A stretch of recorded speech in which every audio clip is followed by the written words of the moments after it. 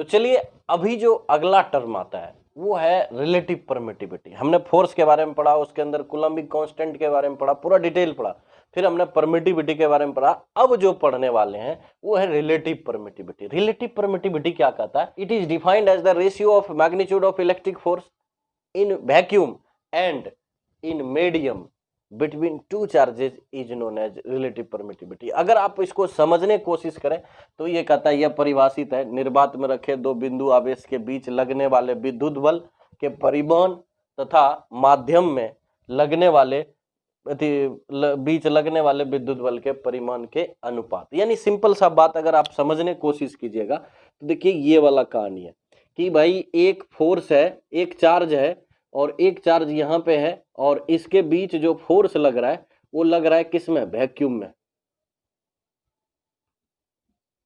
तो वैक्यूम में जो फोर्स लग रहा है वो यहाँ पे क्या लग रहा है? एफ वैक्यूम लगा देंगे, लिख देंगे थोड़ा सा एफ वैक्यूम। और जो एक लग रहा है किसके इसके बीच जो डिस्टेंस है वो क्या है? मात्र आर है।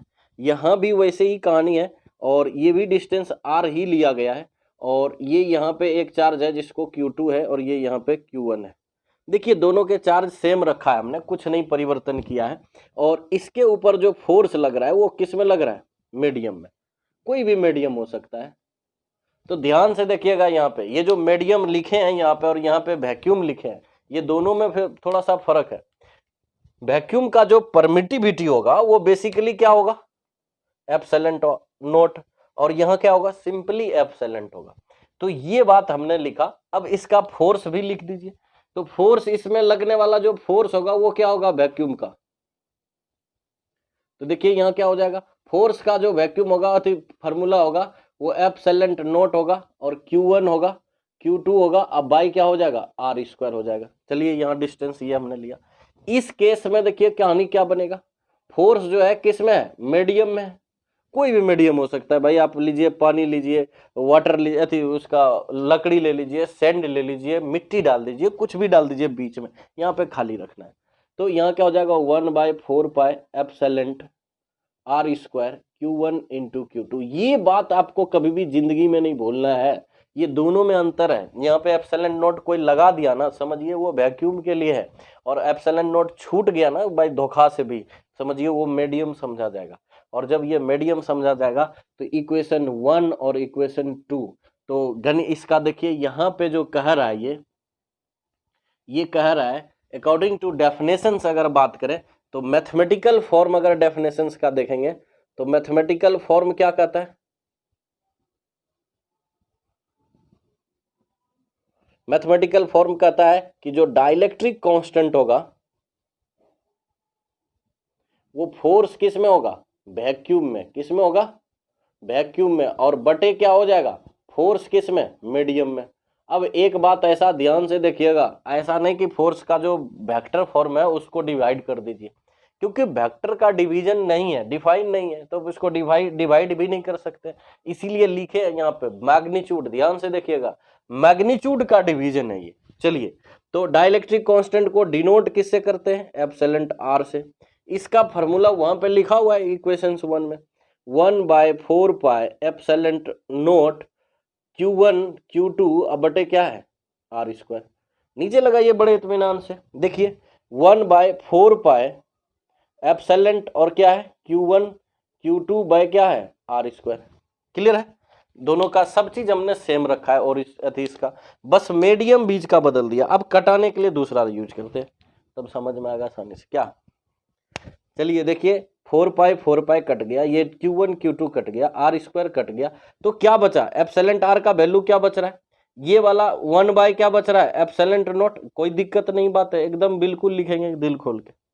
अब ये पलट जाएगा पूरा कहानी। एप्सिलॉन आर का जो वैल्यू होगा वो देखिए क्या हो जाएगा? एप्सिलॉन बटे एप्सिलॉन नॉट। ये कहानी हो गया। अब एक बात ध्यान से देखिए, इसका जो यूनिट होता है और इसका जो यूनिट होता है वो दोनों तो सेम ही होता है। तो ये एक तरह से कहानी क्या बन गया? सबसे इंपॉर्टेंट VVI जिसको आप बोलते हैं कहीं कहीं, वो देख लीजिए। ये क्या हो गया? एप्सिलॉन आर क्या हो गया? Unit less. क्या हो गया? ये यूनिट लेस हो गया। तो कोई भी वैल्यू होगा सीधा नंबर होगा, 5, 10, 20 ऐसा होगा। तो आप इसको फॉर एग्जांपल में लिख सकते हैं, फॉर एग्जाम्पल में कि अगर एप्सिलॉन आर है किसी का 80 है तो ये वाटर का है, किसका है ये, वाटर का है, तो यहाँ पे कोई यूनिट होगा, नहीं होगा। चलिए यहाँ क्लियर हो गया। अब इस जगह पर आप इसको बाहर निकाल लीजिए, एप्सिलॉन आर बराबर क्या लिख सकते हैं, एप्सिलॉन बटे एप्सिलॉन नॉट, तो इसको अब क्या लिख सकते हैं, क्लियर, एप्सिलॉन बराबर क्या लिखिएगा, तो epsilon R into epsilon naught. चलिए ये कहानी आपको इक्वेशन 1 और इक्वेशन 3 और इक्वेशन 4 आपके दिमाग में एकदम पूरा तरह पैरामीटर होना चाहिए। क्या हो गया, अब आप इसको जरा सा आगे बढ़ाइएगा, इस फोर्स को, इसी का रिजल्ट लेके एप्सिलॉन के बदले क्या लगाइएगा, epsilon R into epsilon naught. तो देखिए फार्मूला असली क्या हो जाएगा, एफ मीडियम में, और क्या हो जाएगा, के 4 pi epsilon R into epsilon naught R square Q1 into Q2। और ये कहानी सिंपल सा हो गया। आप ये तो जान ही गए ना कि ये कितना से डिवीजन हो जाएगा, एप्सिलॉन आर से, और ये वाला जो पूरा पूरा फॉर्मूला क्या है, वैक्यूम में। देखिए रिजल्ट बड़ा सिंपल है, और इसको आप सीधा लिख सकते हैं इस तरह से, एप्सिलॉन आर से। अगर आपको कह दे इससे, देखिए न्यूमेरिकल कैसे बनेगा और कितना आसान बन जाएगा। न्यूमेरिकल आप कोई भी बना सकते हैं। चलिए इसको मिटाएं, समझ में आ गया, कहीं दिक्कत तो नहीं ना, कहीं दिक्कत है तो बताइएगा। तो देखिए ये यहाँ पे कहानी हो गया। अब इससे न्यूमेरिकल देखिए कैसा हो सकता है, कुछ क्वेश्चन ऐसा भी दे दे, इसको मिटा देते हैं। जैसे कि मान लीजिए आपको एक क्वेश्चन से दे रहे हैं, find the electric force if, क्या कह रहा है,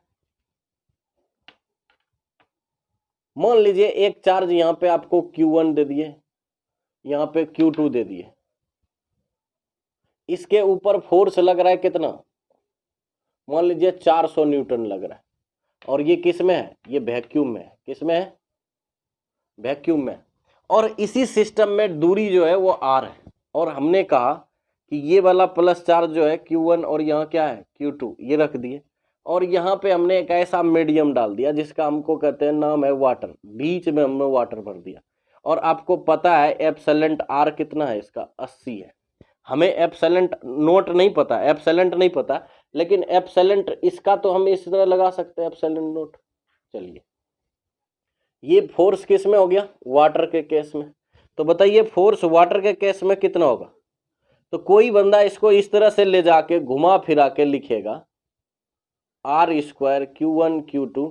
इतना पेचीदा जाने से सिंपल बात क्यों नहीं करेगा, क्या सिंपल बात करेगा भाई। आपने वैक्यूम की बात कही थी, ठीक है, तो फोर्स जो वाटर का होगा ना वो क्या हो जाएगा, वैक्यूम वाले फोर्स का कितना हिस्सा, एप्सिलॉन आर।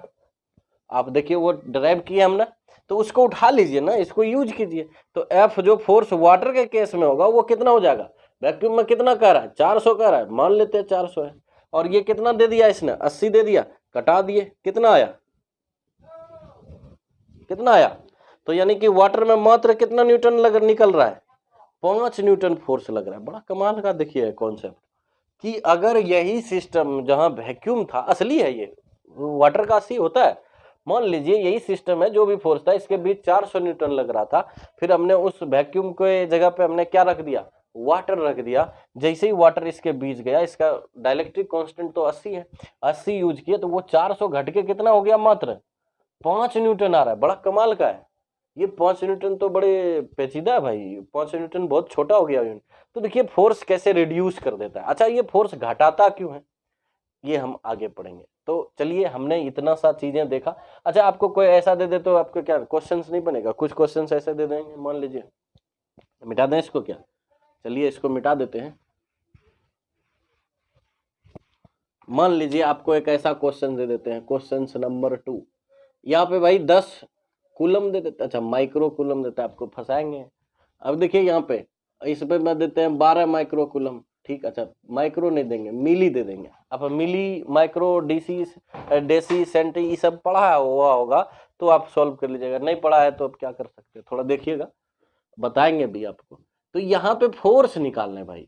अगर ये डिस्टेंस कहेगा कि 5 सेंटीमीटर ले लो ना, छोड़ो कितना दिमाग लगाओ।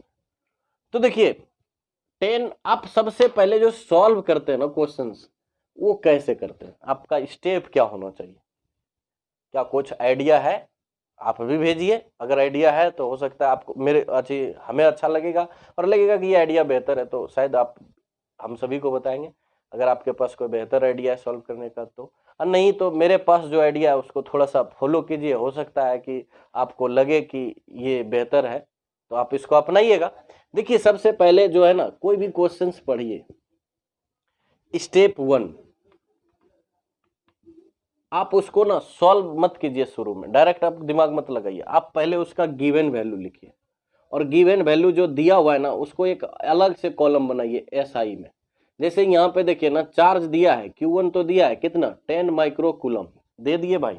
अब ये एसआई सिस्टम में आप एक इधर लिख के दीजिए, रखिए बगल में, एसआई में लिखिए इसको क्या होगा, तो 10 गुना 10 पे पावर -6 होता है माइक्रो का मतलब, 10 तो रहेगा, माइक्रो का मतलब होता है 10 पे पावर -6, तो कूलम हो गया। अब Q2 जो दिया है आपका कितना दिया है, 12 मिली कूलम। चलिए 12 तो लिखेंगे, मिली का मतलब क्या होता है, 10 पे पावर -3 कूलम, लिख दिए इसका -3 कूलम। अब कह रहा है कि दोनों के बीच का जो आर है वो कितना है, 5 सेंटीमीटर है, लिख दिए 5 सेंटीमीटर। अच्छा 5 सेंटीमीटर को मीटर में बदलिएगा एसआई में, तो इसको क्या हो जाएगा, मीटर में 2 हो जाएगा। अच्छा के का मान आपको पता है ना, 9 गुना 10 पे पावर 9 है, और न्यूटन मीटर स्क्वायर है पर कूलम -2, तो ये तो भाई एसआई में है।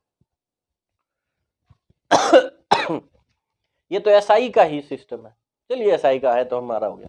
अब हम ढूंढेंगे कि हमको मांग क्या रहा है, फोर्स। तो अब हमको स्टेप जो 1 था ये हमने लिखा, अब स्टेप 2 में अगर फिगर होगा ना कोई चीज तो फिगर बनाइएगा, अगर नहीं है आपको दिया हुआ फिगर है तो ठीक है, तो स्टेप 2 तो कम का यहाँ पे नहीं है। स्टेप 3 में आपको सबसे पहले टारगेट सेट करना है, निकालना क्या है, तभी ना आपको बाद में देखना पड़ेगा। तो निकालना क्या है, तो टारगेट आपका क्या है, एम क्या है, जिसको कहते हैं ना क्वेश्चंस का एम होता है कि हम उद्देश्य होता है, उद्देश्य क्या है, फोर्स निकालना है। और आपको जब तीसरा स्टेप में पता चल गया फोर्स निकालना था, चौथा में आप ढूंढिएगा फार्मूला ढूंढिएगा, और कौन सा फार्मूला ढूंढिएगा, जो हमारा एम है, यानी उससे रिलेटेड क्या फार्मूला है।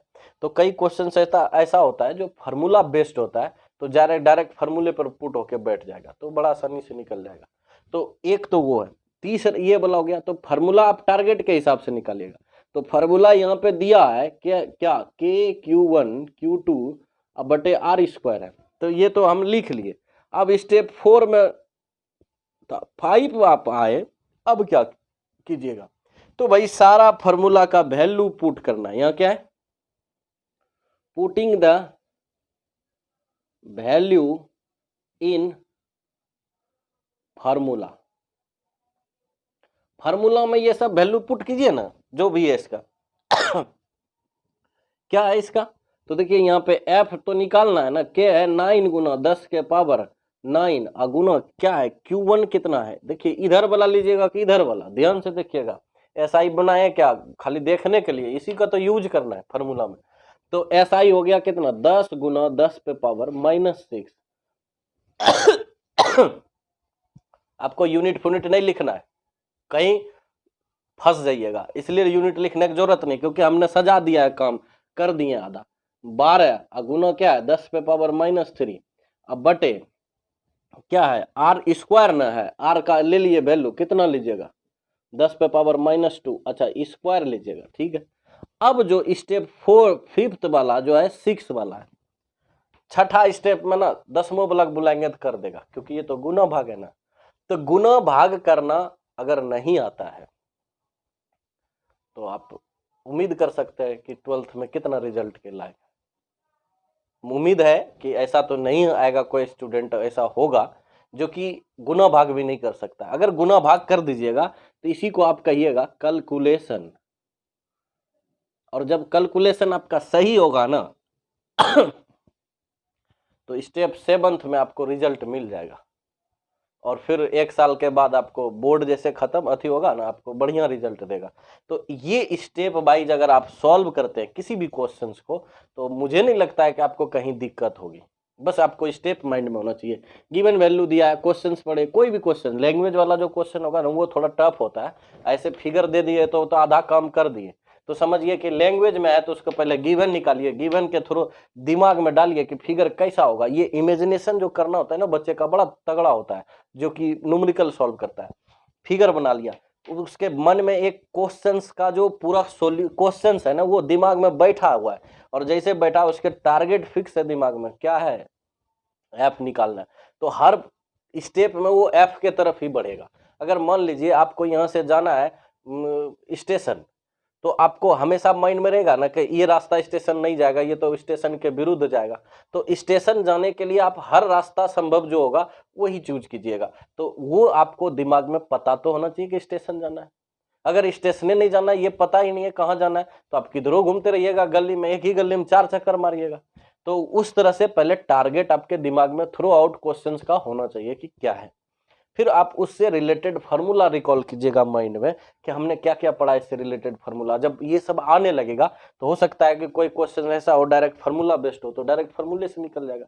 जैसे कि ये वाला एफ निकालना था और एफ का फार्मूले है, अगर इसमें निकालना Q1 है तो थोड़ा पलटना पड़ता, लेकिन यहाँ तो एफ ही निकालना है। तो देखिए स्टेप 4th 5th में कहता है वैल्यू पुट कर दीजिए फार्मूला में, लेकिन कौन वैल्यू, SI यूनिट वाला। अब देखिए इससे जो झंझट होगा ना, इसमें बड़ा क्लियर होगा कि जो भी आंसर आएगा ना आपका, वो हमेशा क्या होगा, SI यूनिट में ही होगा। और SI यूनिट में चूंकि हमने सब लिया है तो एफ का SI यूनिट क्या होगा, तो आप जो भी वैल्यू निकालिएगा वो न्यूटन ही आएगा। काहे इसमें झंझट में पड़ेंगे कि ये कूलम है, वो कूलम है, ये मीटर है, फलना ढिकना, काल कुछ नहीं करना है। आपको सीधा लिख देना, एफ निकाल लेना। एफ का आपको लास्ट में पता होना चाहिए कि SI यूनिट क्या है। SI यूनिट क्या है, न्यूटन है। लिख देंगे SI यूनिट न्यूटन हो गया, क्लियर कहानी। 7वां 6ठा में कैलकुलेशन था, कैलकुलेशन से अगर आपको दिक्कत होगा ना तो 10वां वाला से पूछ लीजिएगा ना, बता देगा। हाँ ऐसा होता है, बढ़िया तगड़ा होता है वो। कई बिहार बोर्ड वाले बच्चे तो ऐसे होते हैं, इंग्लिश मीडियम से हमने देखा थोड़ा बिहार बोर्ड में मैथमेटिक्स ज्यादा पढ़ता है। कई ऐसे बच्चा होता है ना जो भुनिया की तरह कटा देता है गुना भाग को, तो वो भुनिया के तरह जो कटाता है ना वो बड़ा बड़ा प्रैक्टिस किया हुआ है, उससे थोड़ा पूछ लीजिएगा। चलिए 7वां में आपको रिजल्ट मिल जाएगा। ये कहानी था हमारा कूलम्स का पूरा। अब जो आएगा कूलम्स के बारे में कुछ रिलेटेड पॉइंट्स था कूलम्स का, वो हम अगला वीडियो में देंगे। इतना लेंथी देंगे तो आपका माथा दर्द हो जाएगा। तो अगला वीडियो को देखिएगा ध्यान से, उसमें कूलम से रिलेटेड कुछ कॉन्सेप्ट देंगे कि कूलम कहाँ पे वैलिड है, कूलम्स का नियम, और कहाँ नहीं है, जहाँ लिमिटेशन लग जाता है। तो उसके बाद फिर हम एक और वीडियो देखेंगे कूलम से रिलेटेड, जिसमें वेक्टर फॉर्म ऑफ कूलम देखेंगे। वहाँ पे बड़े मजेदार है। मजेदार क्या आएगा देखिएगा, यहाँ पे 5 न्यूटन कह रहे हैं ना कि ये वाला चार्ज इस पे 5 न्यूटन लगाएगा, तो ये भी तो लगाएगा ना, कितना लगाएगा, तो वहां पे वो बता देगा आपको कि 5 लगाएगा भाई, चाहे कमजोर हो या ताकतवर हो। ये न्यूटन का तीसरा नियम का पालन कर लेता है।